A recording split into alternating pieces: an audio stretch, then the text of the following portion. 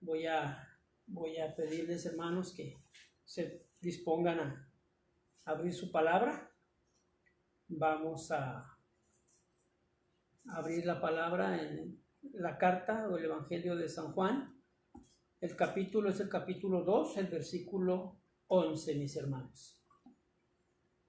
Evangelio según San Juan, el capítulo 2, el versículo 11. Ahí es donde vamos a estar comenzando nuestra lectura. Ese es nuestro versículo clave para este día.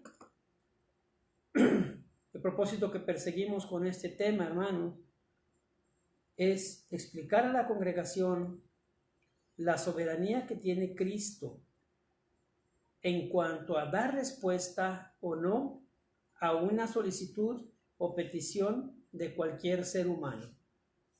La soberanía que tiene Cristo en cuanto a dar respuesta o no a una solicitud o petición de cualquier ser humano.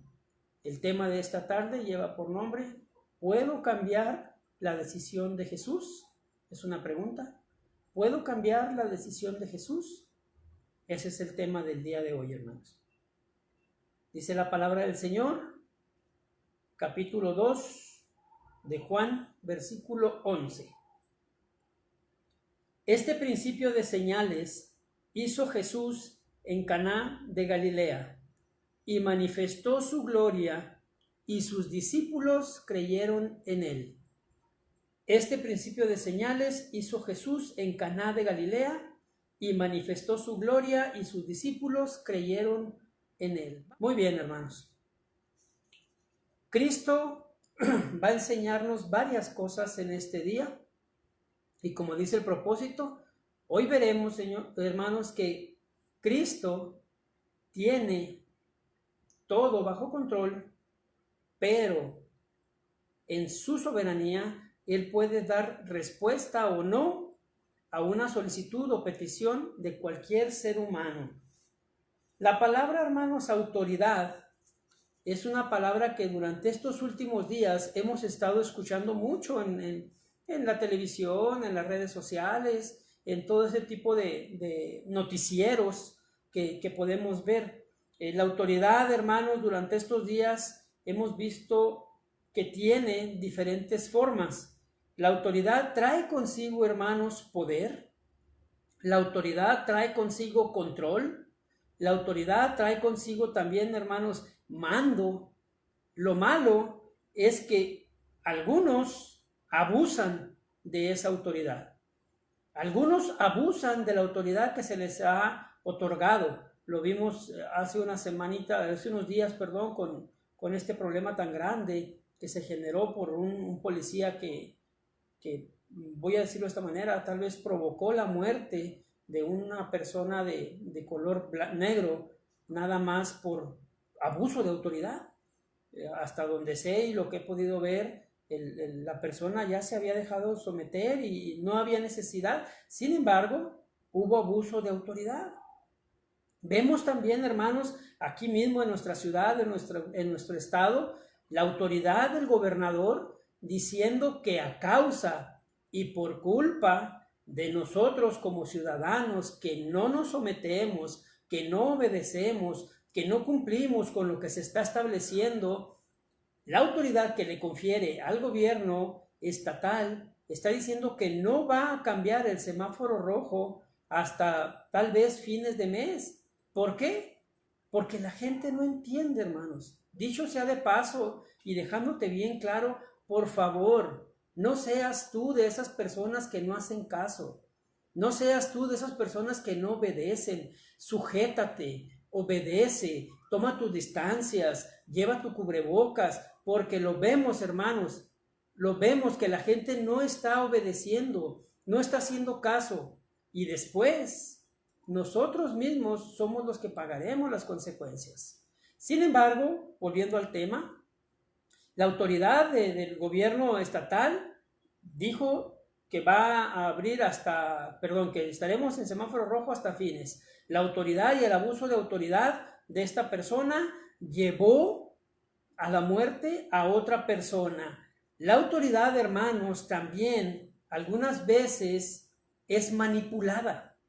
Y también lo hemos visto en estos días, cómo personas salen a manifestarse, a hacer manifestaciones públicas.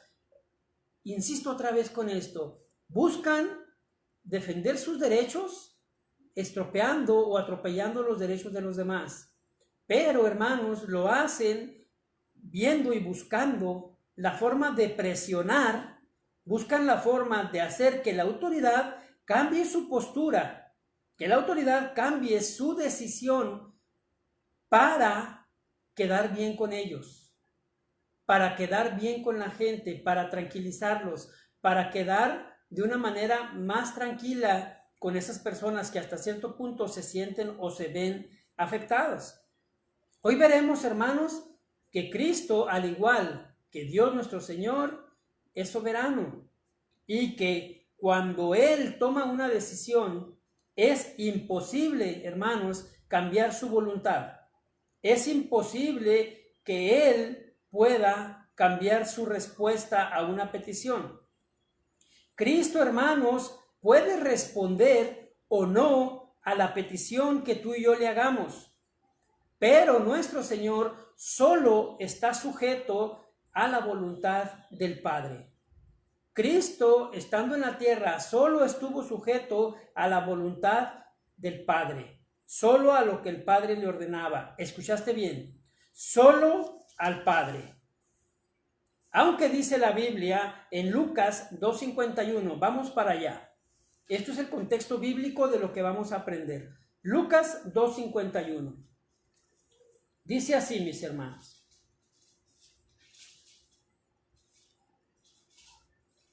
Y descendió con ellos y volvió a Nazaret y estaba sujeto a ellos.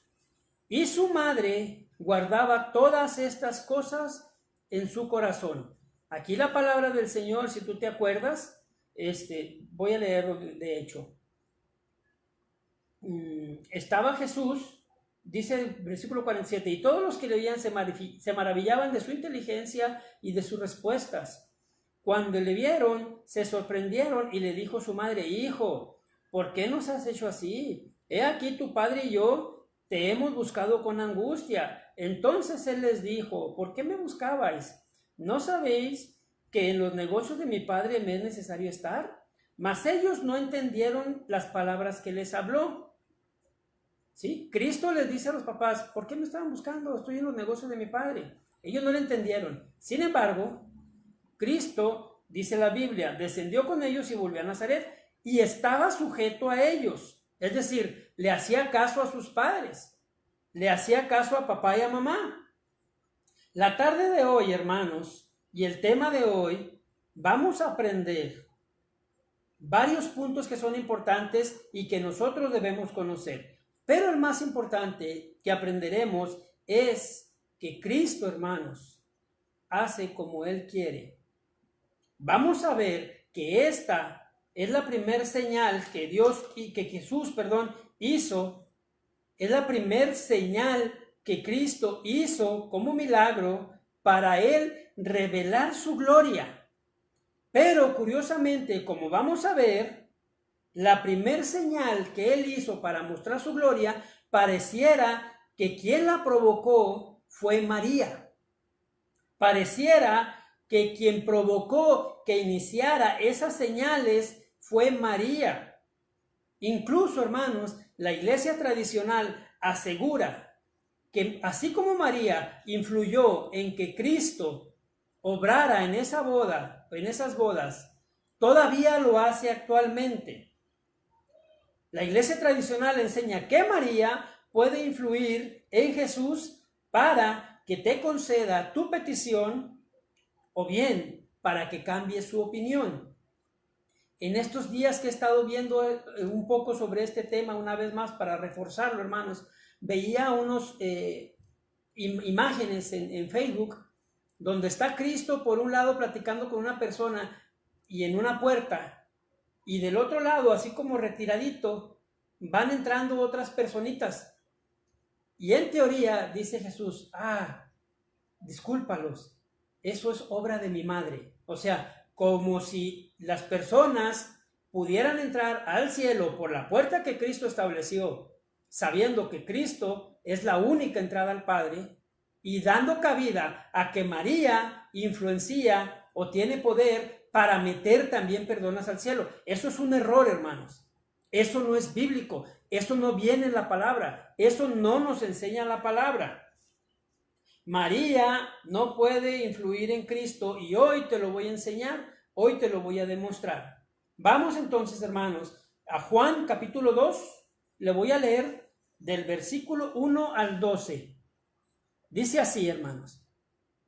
Al tercer día se hicieron unas bodas en Caná de Galilea, y estaba allí la madre de Jesús. Y fueron también invitados a las bodas Jesús y sus discípulos. Y faltando el vino, la madre de Jesús le dijo: no tienen vino. Jesús le dijo: ¿qué tienes conmigo, mujer? Aún no ha venido mi hora. Su madre dijo a los que servían: haced todo lo que os dijere.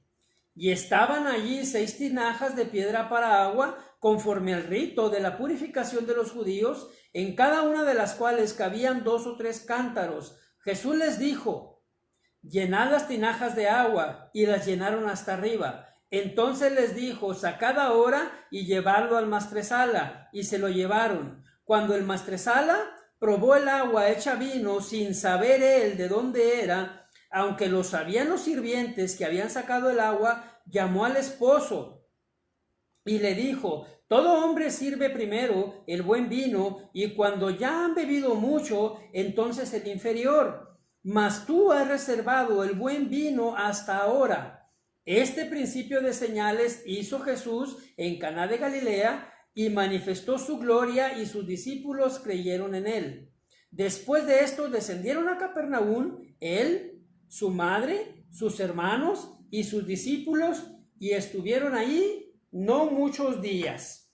Vamos a desgajar, hermanos, vamos a desmenuzar estos textos y vamos a aprender lo que el Señor quiere que aprendamos. Voy a empezar por el principio. Pareciera que Jesús no quiere hacer nada y María le influye. Pareciera que Jesús lo motiva a hacerlo. Podemos pensar, hermanos, imaginar que María está diciendo: ay, hombre, déjalo, está de berrinchudo, pero ahorita lo hace. Y así se pone él, pero no te preocupes, ahorita lo va a hacer. Y María les dice: hagan lo que él les dice, dando a entender, hermanos, que le va a hacer caso a María. Si lo leemos por encima, si no nos adentramos a la palabra, si no hacemos, hermanos, un estudio a conciencia, discerniendo bien la escritura, puede parecer, hermanos, si lo leemos nada más por encima, que Cristo le hizo caso a María. Podemos pensar que aunque Cristo le dijo: ¿yo qué tengo que ver?, terminó haciéndolo. ¿Sí? Aunado a esto, ya leímos en Lucas 2:51 que Cristo siempre se sometió a sus padres. Es decir, Cristo le hacía caso a María, le hacía caso a su mamá. Esto es, hermanos, como cuando tu mamá te dice: oye, ponte a lavar los trastes. Ay, pero yo, ¿por qué? Ay, y ahí estás enojado, pero al final lo haces. Si no lo leemos bien, si no estudiamos bien, pareciera que aquí está pasando lo mismo. Que Cristo, aunque no quería hacer las cosas, de todos modos lo hizo. Así como tú y yo, aunque no queremos hacer caso, aunque no queríamos, de todos modos lo hicimos.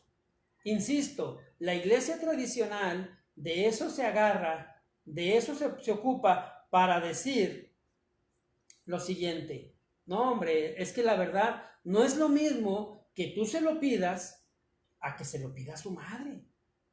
No es lo mismo que tú se lo pidas, tú que eres un pecador, a que se lo pida a su mismísima madre, María. Es decir, ellos aseguran que María tiene influencias. Es fácil entender esto, hermanos. Es como aquí, cuando vas a algún lado y tú no conoces a nadie, tú vas a esperarte a lo que es lo normal. Pero si tú tienes alguna influencia, voy a llamarlo de esa manera, si tú tienes algún conocido, obviamente a donde vayas te van a atender mejor. Obviamente a donde vayas te van a dar un mejor trato. Obviamente, hermanos, pues te van a solucionar el problema más pronto. ¿Por qué? Porque tienes influencias. Porque tienes, hermano, algún conocido. Porque con influencia se hacen las cosas más pronto.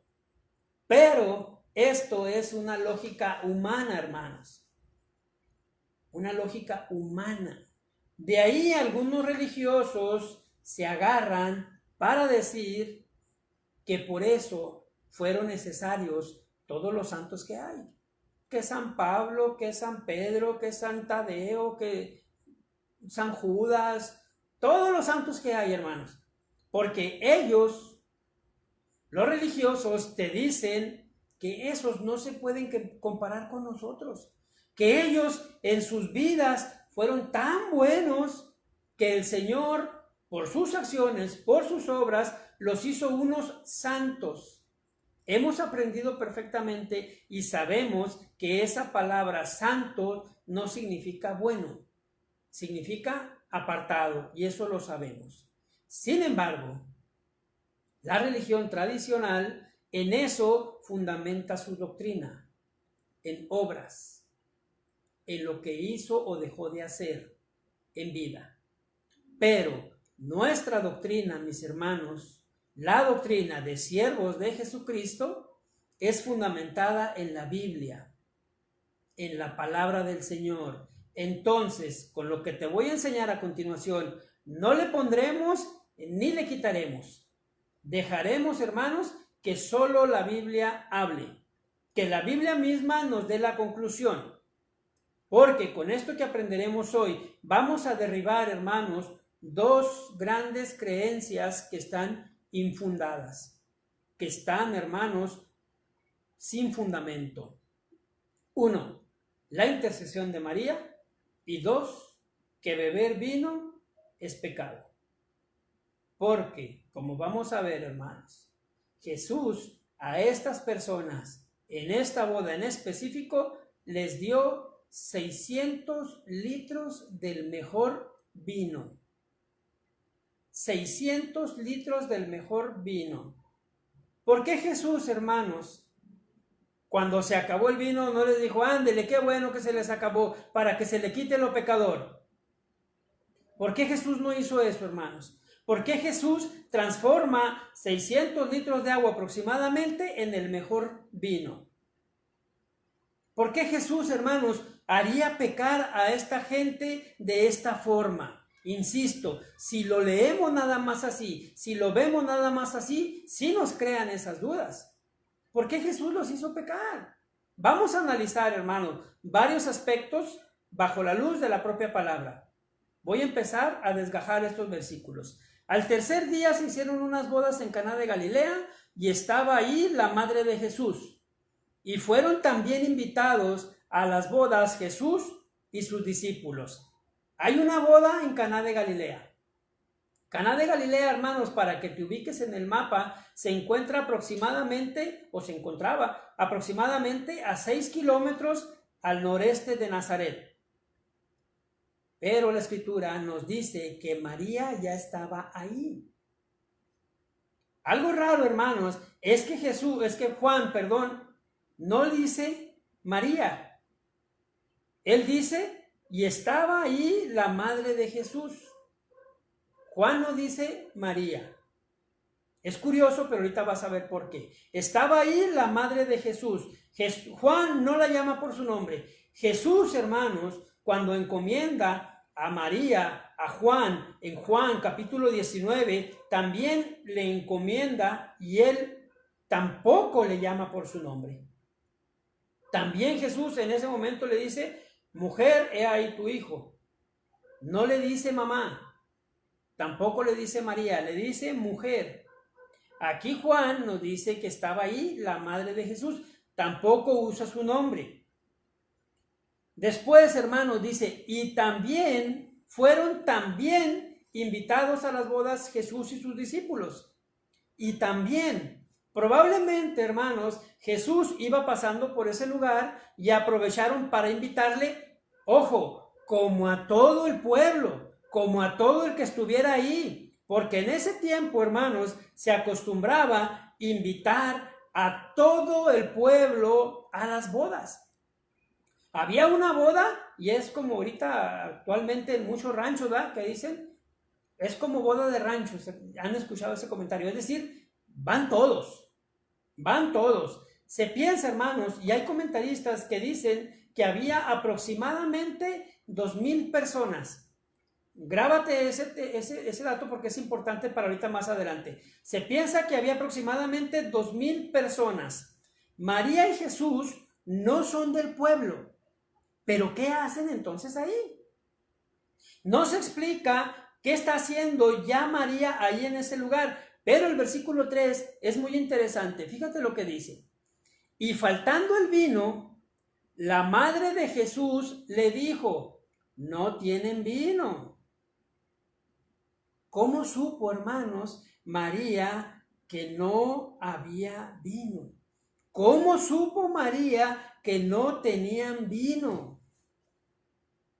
Aquí viene algo muy importante, porque hay mucha gente que, esto me dio mucha risa, hay mucha gente que dice, ay hermano, pues es que, pues a lo mejor sí María tenía poderes, ay hermano, pues es que es la madre de Dios, y probablemente pues también tenía poderes, y ella supo que no había ya vino. Hay otros que dicen, pues a lo mejor era divina, pero escúchame este comentario, hermano, porque este no es de la iglesia tradicional, ¿eh? Este es un loco pastor cristiano que anda por ahí. Dice que María tenía un negocio de vino. ¿Cómo la ves? Y no fue ningún católico, fue un cristiano el que dijo eso, y lo escuché. Dijo que María probablemente tenía un negocio de vino y que por eso Jesús le ayudó. Lo cual, hermanos, no es cierto, definitivamente. Ojo, no todos en la fiesta sabían que no había vino. No todos en la fiesta sabían que se estaba acabando el vino. Número 1. ¿Será entonces que María andaba de chismosa? ¿Será entonces que María, hermanos, nomás estaba viendo a ver qué? Como siempre hay alguien en una boda. Yo recuerdo en aquellos entonces, hermanos, cuando no llegaba a los pies de Cristo, que siempre había un chismoso que sabía cuántas botellas quedaban. Siempre había una chismosa que estaba al pendiente de si todavía había o no había. Es normal, pero ahora vamos a ver lo que se cree y por qué María sabía que no había vino. Y vamos a entender también, hermanos, por qué era tan importante el vino en una fiesta. ¿Por qué tanto problema por el vino, hermanos? Vamos primero a explicar qué es o cómo era el contexto histórico de una boda en aquellos tiempos. Antes de que se realizase la boda, hermanos, vamos al contexto histórico. El novio tenía que llevar un dote que mostrara el valor que tenía la joven para él. El papá de la novia decidía, de acuerdo con el dote que este joven le llevaba, si entregaba a la novia, si entregaba a la hija o no. En pocas palabras, tú tenías que convencer al suegro.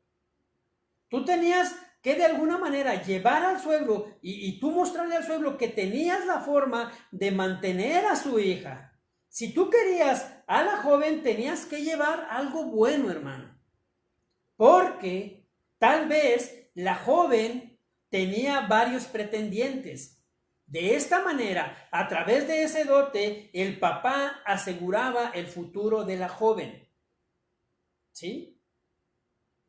Entonces, hermanos, el joven llevaba su dote, el papá decía, está bien, lo recibo, y en ese momento, el joven y la muchachita y la señorita quedaban desposados, hermanos, bien importante, para todos esos jovencitos que andan preocupados, ay, ¿cuál novio irá a ser el bueno? Y ay, ¿cuál novio sí me irá a convenir? Y ay, ¿cuál novio? La Biblia no enseña de noviazgo.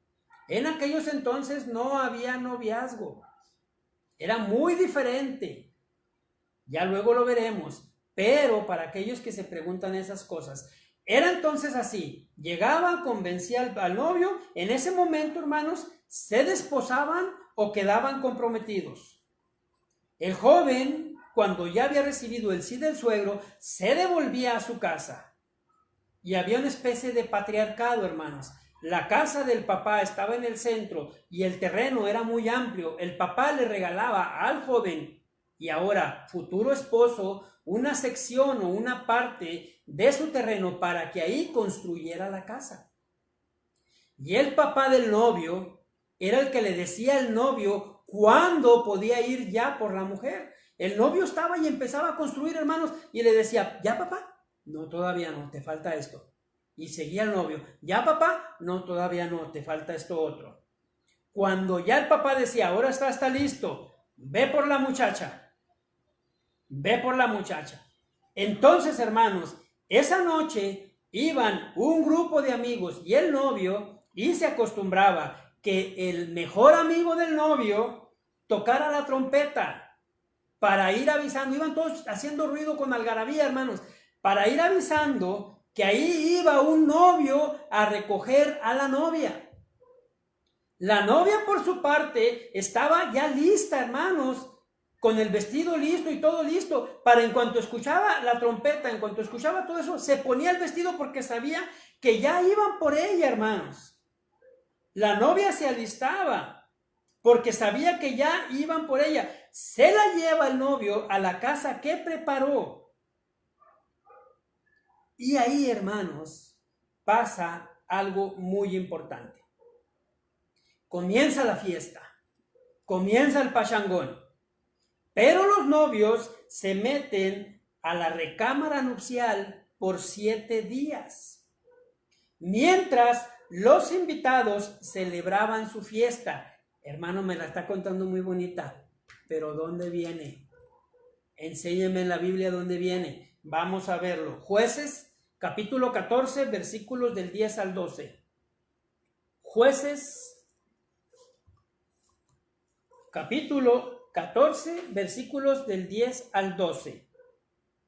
Dice la palabra del Señor.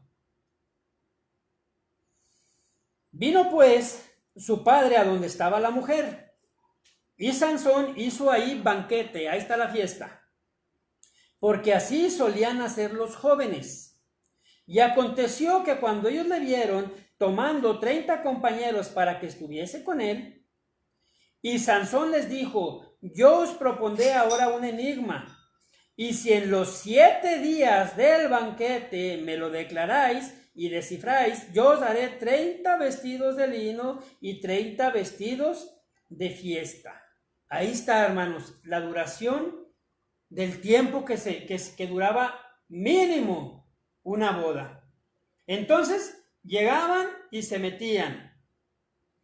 Y mientras los invitados celebraban la fiesta, el novio y su padre, hermanos, tenían que tener vino suficiente, hermanos, para toda la fiesta, para todo el tiempo que durara.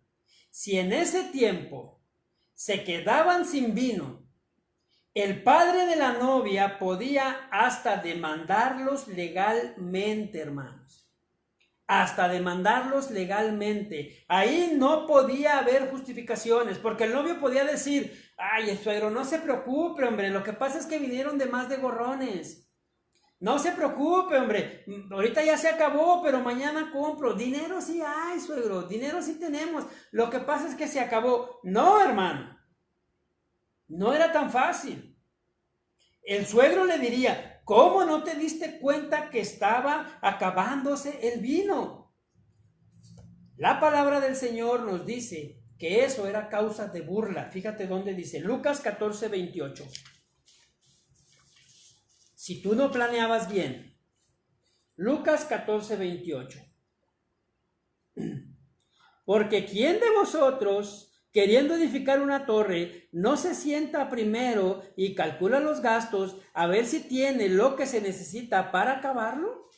No sea que después que haya puesto el cimiento y no pueda acabarla, todos los que lo vean comiencen a hacer burla de él, diciendo, este hombre comenzó a edificar y no pudo acabar. Hermanos, era cuestión de burla, era una humillación. No se podían, hermanos, quedar. Si estuvieran actualmente, luego, hermanos, saldrían los memes. Eso los dejaría en mal. Pero más mal, hermanos, si no tuvieran dinero para comprar. Esto como punto aparte y de regalito. De ahí, hermanos, surgieron los padrinos. Ya ven que actualmente muchas parejas o muchas personas cuando se van a casar, padrino de lazo, padrino de arras, padrino, para ahorrarse dinero. En aquel entonces no había. Entonces, pues, aquí el padre de la novia, si se acababa el vino, el padre de la novia entraba en un grave conflicto, mis hermanos. Entraba en un grave problema. Porque la muchacha ya se había dormido con el novio. La muchacha ya no era virgen. Ya había sido deshonrada. Nadie se querría casar con ella. Entonces, definitivamente, hermanos, quedarse sin vino era muy grave. Los invitados no sabían si había mucho o había poco. Pero María se enteró.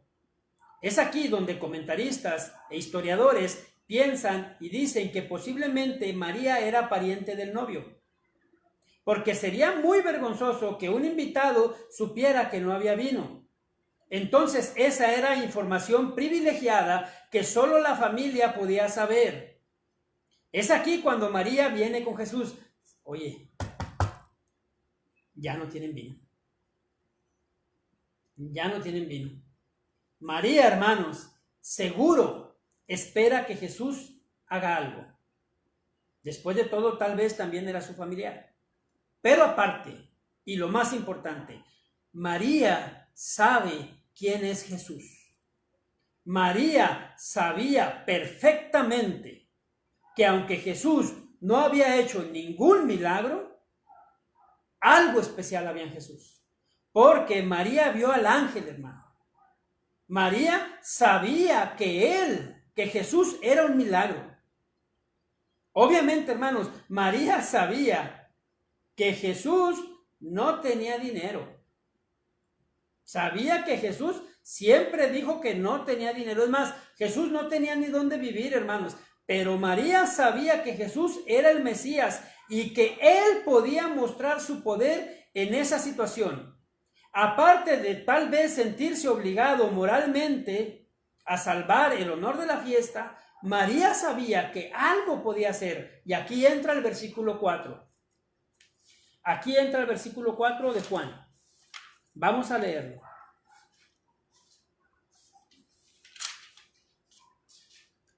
Dice así: Jesús le dijo, ¿qué tienes conmigo, mujer? Aún no ha venido mi hora. Ojo, Jesús no le dice ni que sí ni que no. Jesús no le dice ni que sí ni que no, pero Jesús no le llama mamá. Jesús le llama mujer. Algunos podrán decir, ¡ay, qué irrespetuoso Jesús! La misma palabra, la misma ley decía, honra a tu padre y a tu madre, decía el mandamiento. Los de la iglesia tradicional, hermanos, jamás le contestarían así a María. Jamás le dijeran, ¿qué tienes conmigo, mujer? Jamás lo harían, hermanos. ¿Por qué Jesús sí? ¿Por qué Jesús sí, hermanos? ¿Por qué Él sí dijo, ¿qué tienes conmigo? Veamos en las Escrituras que esta frase, ¿qué tienes conmigo, hermanos?, se ve muchas veces en las Escrituras. Nada más te voy a poner dos ejemplos. En Jueces 11:12 y en segundo libro de Samuel 16:10. Vamos a leer nada más uno de los dos. Tú lo lees en tu casa lo demás. Segundo de Samuel 16:10. Te lo leo rápidamente. Y el rey respondió, ¿qué tengo yo con vosotros, hijos de Sarbia? Si él así maldice, es porque Jehová le ha dicho que maldiga a David. ¿Quién pues le dirá, por qué lo haces así? Aquí está diciendo, ¿qué tengo yo con ustedes? ¿Sí? Jueces dice lo mismo, entre nosotros no hay nada. En Segundo de Reyes, hermanos, 3:13, también el rey quiere que le dé respuesta a Dios, pero el profeta le dice, ¿qué tengo yo contigo? Usted puede decir, ay hermano, pero eso es del Antiguo Testamento y aquí ya Jesús estaba en el Nuevo Testamento. Fíjate lo que dice Marcos 5:7.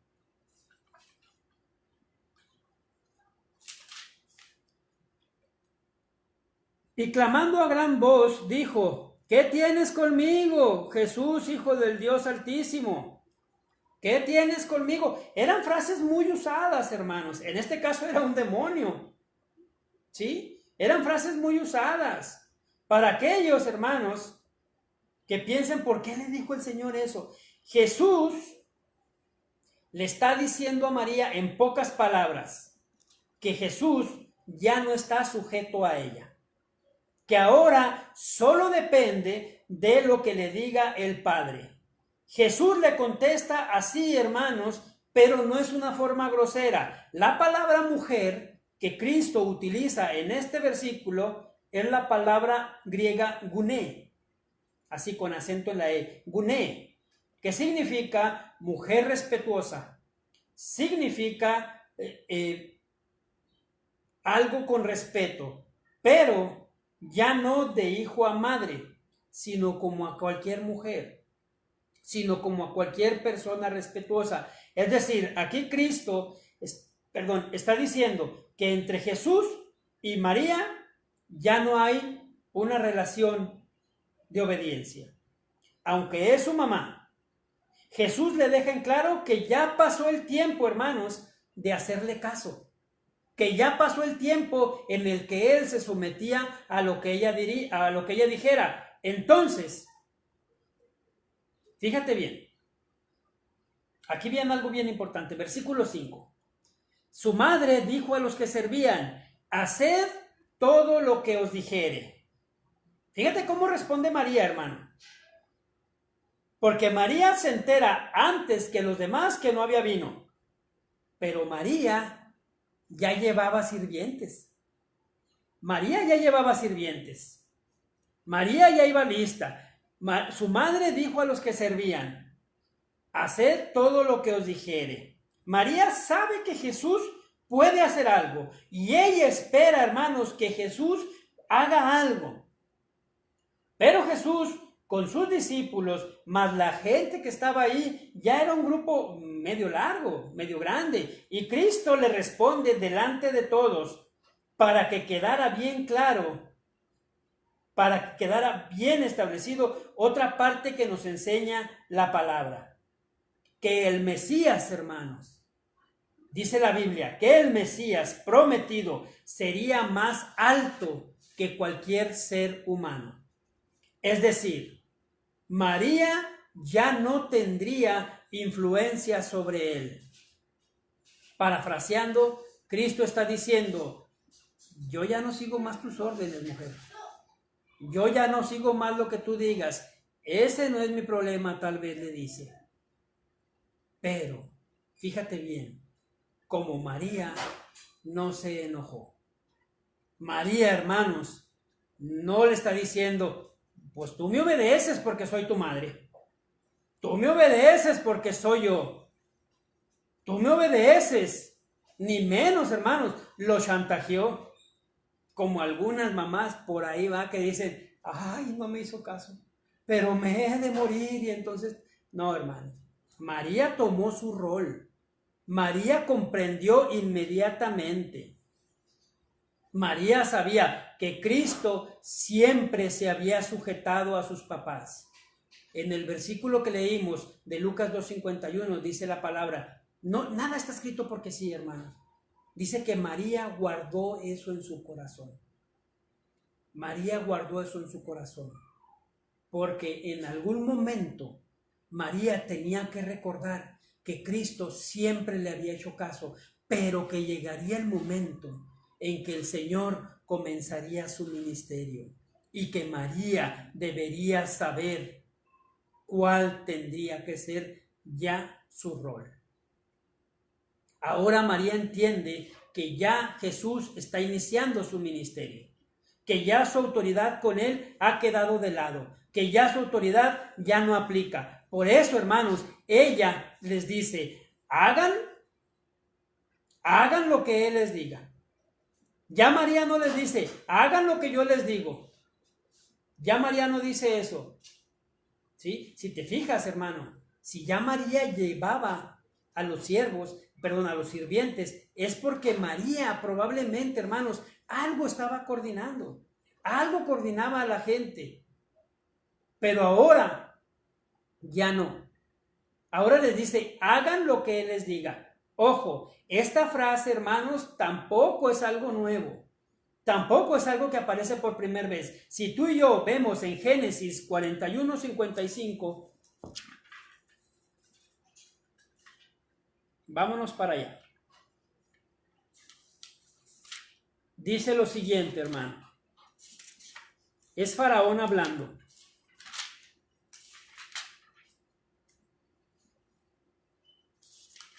Dice así. Cuando se sintió hambre en toda la tierra de Egipto, el pueblo clamó a Faraón. El pueblo clamó a Faraón. Faraón era el mero líder, era el más alto, era el rey, vamos a llamarlo de esa manera. Era la autoridad. El pueblo clamó a Faraón y dijo Faraón a los egipcios, id a José y haced lo que él os dijere. Vayan con él. Ya no vengan conmigo. Lo que él diga, hagan eso. Era el Faraón, hermanos. Pero Faraón está reconociendo aquí que José estaba de lado y tenía de su lado al Rey de Reyes, al Señor de Señores. Faraón no presiona a José. Faraón sabe perfectamente que lo que José responda, que la respuesta que José dé será más acertada que la que él pueda dar. Faraón, hermanos, está expresando total confianza en José. María, cuando dicen hagan lo que él les diga, está expresando total confianza en Jesús. Hagan lo que él les diga. María, hermanos, ahora deja el problema en el criterio de Jesús, cualquiera que sea la respuesta. Cualquiera que sea la respuesta que Jesús dé. Hermanos, es imposible que María presione a Jesús, pero pone toda su confianza en Jesús. Ella ahora está aceptando su nuevo rol. Ella ahora, hermanos, está aceptando el rol que tendría ahora con el Mesías. El Mesías, hermanos, no podía estar sujeto a alguien terrenal. Sigamos adelante. Lucas 2, versículos 6 y 7. Perdóname, hermano. Juan 2, versículos 6 y 7.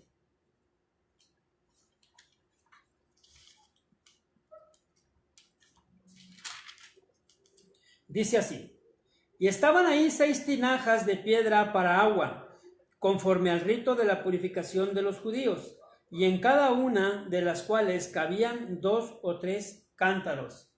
¿Se acuerdan que ya habíamos visto esto de Juan, que era muy observador? Juan contó 1, 2, 3, 4, 5, 6. Estaban 6. Estaban 6 tinajas de piedra. ¿Qué eran esas tinajas, hermano? ¿Para qué servían esas tinajas? Esas tinajas, hermanos, eran para los ritos de purificación. A esas tinajas les cabían alrededor, hermanos, de 100 litros de agua aproximadamente. Pero, como dice aquí, dice, conforme al rito de la purificación. ¿Qué era el rito de la purificación? Vamos a Marcos 7. Marcos 7. 3 y 4.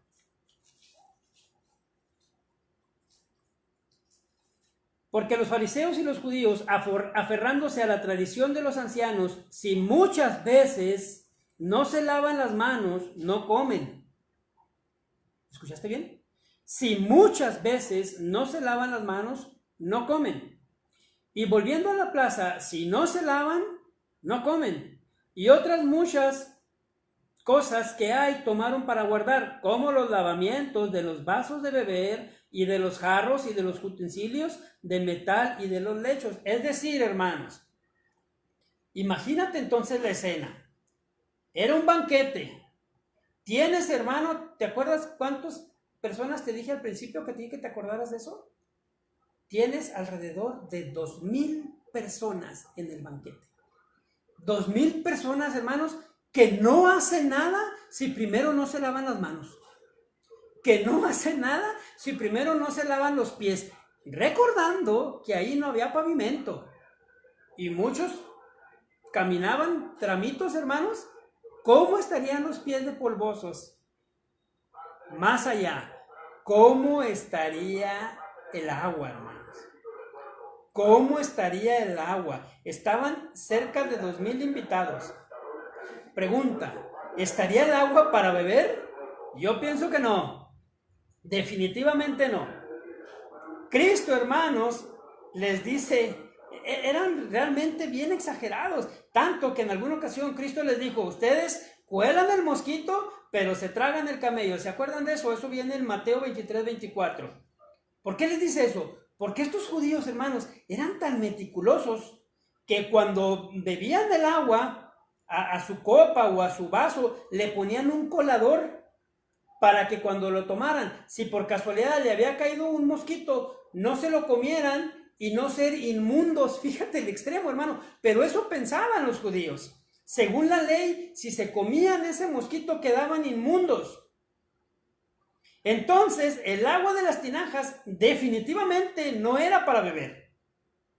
Pero los sirvientes las llenaron de agua. Los sirvientes las llenaron de agua. Fíjate lo que dice. Versículo 8. Entonces les dijo, 7. Jesús les dijo, llenad esas tinajas de agua. Y las llenaron hasta arriba. Entonces, versículo 8, les dijo, sacad ahora y llevadlo al maestresala. Y se lo llevaron. ¿Quién era, hermanos? El maestresala. ¿Quién era ese hombre? Maestresala. Ese hombre era el encargado del banquete. Era el hombre que contrató a esos sirvientes. Ese maestresala, hermanos, era el que se encargaba de cuidar la calidad de las cosas. Se aseguraba que todo estuviera bien. Estos sirvientes obedecieron. Era su obligación, hermanos. Pero cuando les dice el Señor, órale pues, ahora sí, llenen las tinajas, saquen ahora y llévenselo al maestresala. Pregunta, ¿quién se la llevaría, hermano? ¿Quién se la llevaría? ¿Quién se atrevería? ¿Quién se tomaría ese agua? Los sirvientes, hermanos, sabían de dónde procedía el agua. Imagínate que te digan, llévasela al que te paga. Llegar con el maestresala y decirle, oye, pues ahí te mandan. Y diría el maestresala, ¿y quién me lo manda? Pues no sé, un invitado que otra invitada nos dijo que le hiciéramos caso. Tal vez el maestresala dijera, bueno, pero yo te invité. Y estas personas dijeron, ¿sabes qué? Bueno, me dicen que te lo traiga. Hermanos, salió de las tinajas. Los sirvientes corrían el riesgo de que los despidieran. No era algo fácil de obedecer. Sin embargo, versículos 9 y 10. Llegan y le dicen, órale, que te lo tomes. El maestresala probó el agua hecha vino sin saber él de dónde era, aunque lo sabían los sirvientes que habían sacado el agua. Llamó al esposo y le dijo, todo hombre sirve primero el buen vino, y cuando ya han bebido mucho, entonces el inferior. Mas tú has reservado el buen vino hasta ahora. ¡Wow, hermanos! El maestresala no supo de dónde venía, ni los sirvientes le dijeron. ¿En qué momento se convirtió el agua en vino? No sabemos. Pero cuando lo probó, él quedó maravillado. El sirviente sabía que echó agua en las tinajas. No hay registros, hermanos, en la palabra que muestren que los sirvientes renegaron de hacerlo. No, ¿por qué? Pues que estás loco. No, pues que la rellene otro. No hay ningún registro. Ellos pudieron haber sido despedidos. Imagínate que al tomar le dijera al encargado, ¿y esta agua qué? Es agua puerca, ¿por qué me la traes? Ellos no sabían, hermanos, que sería un milagro. Eso es lo precioso de este milagro. Que el Señor hizo lo que quiso, como quiso, con quien quiso, convenciendo a quien quiso, y que lo probara el que Él quiso sin ningún cuestionamiento de nadie, hermano. Sin ninguna duda de nadie. Eso es lo precioso de este milagro. Porque lo normal era que el novio y la familia fueran avergonzados. Pero no solo no fueron avergonzados, sino que quedaron bien, hermanos. No solo no fueron avergonzados, sino que dijo el maestresala, nadie deja lo mejor para el último y tú lo has hecho. Eso era algo poco común, era algo inusual, hermanos. Solo alguien que tuviera mucha solvencia económica podía hacer eso. ¿Por qué el Señor Jesús hizo esto? Porque Cristo siempre se preocupaba por cumplir las profecías que se habían hablado de Él, hermanos. Y en Zacarías 9:15 nos dice que esto es un cumplimiento a lo que se hablaba de esa persona, de ese Mesías, que cuando ese Mesías apareciera, habría abundancia de vino. Cristo, hermanos, hacía esto para cumplir la palabra. Jesús no solo les ahorró el problema de la vergüenza, sino que los hizo quedar bien. Y Jesús, hermanos, no lo hizo porque María lo presionara, porque si fuera así, entonces nuestro Señor Jesús sería un mentiroso. Porque Jesús en repetidas ocasiones había mencionado que Él hacía solo lo que su Padre le ordenara, que Él hacía solo lo que su Padre le pedía. ¿Por qué entonces haría la voluntad de María? Eso, hermanos, sería una contradicción en Cristo, y en Cristo no hay contradicción. Es imposible entonces que haya hecho lo que María quería. No hay forma bíblica de pensar ni de establecer que María influyó en Cristo. No hay forma bíblica. Por eso nosotros, en siervos de Jesucristo, hermanos, hemos aprendido que de todo texto debemos hacer una exégesis. Es decir, lo que realmente el texto dice. Nunca intentar hacer una eisegesis, es decir, lo que yo quiero que el texto diga. Esto, hermanos, invalida definitivamente toda doctrina de la intercesión de María. Invalida definitivamente, hermanos. Queda demostrada la soberanía de Cristo. Ahora, para terminar este tema, quiero que derribemos otra falsa idea que se tiene, pero ahora con los cristianos, de que ese vino realmente no era vino, que era jugo de uva, que ese vino realmente era un vino que no embriagaba. Muchos dicen eso, hermanos, que era un vino que realmente no hacía daño. Para empezar, dice la palabra original de vino, es la palabra oinos, y dice algo que genera ebriedad. Desde ahí, hermanos, desde ahí, queda por la borda de que era juguito de uva. Era vino, hermanos, y era el mejor de los vinos. El maestresala dijo que era el mejor vino. Cristo, hermanos, una vez más, cumple para que la gente supiera que Él era el Mesías prometido. Está cumpliendo ahora, hermanos, Amós 9:13. Era una creencia judía que decía que cuando llegara el Mesías, Dios Padre lo festejaría con una inmensa boda. Entonces el Señor, hermanos, está haciendo esto para cumplir la palabra. Y de paso yo te digo, el beber vino no es pecado. Pero yo te aclaro, ojo, Toma esto con sabiduría, porque si vienes de una vida de alcohol, si vienes de una vida de alcoholismo, si vienes de una vida donde te hizo tanto daño, ni siquiera se te ocurra, mi hermano, probar el vino.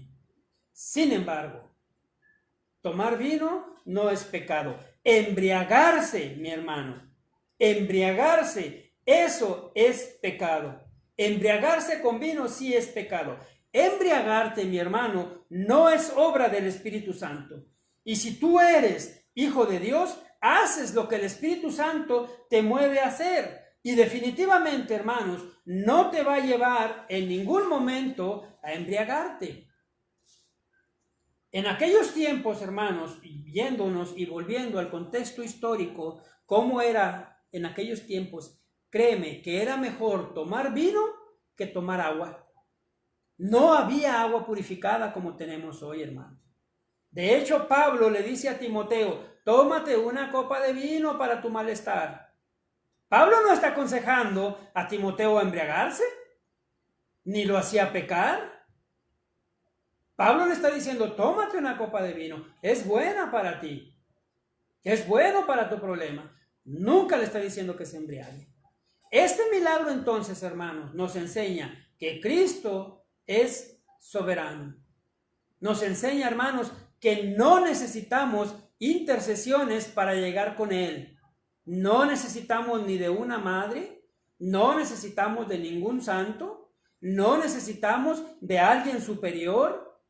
Y te debe quedar bien claro, mi hermano, porque tristemente la iglesia tradicional tiene a Pedro, a María, a Judas, a todos los santos, y van y le piden a esos santos o a la Madre de Dios que interceda por ellos ante Dios.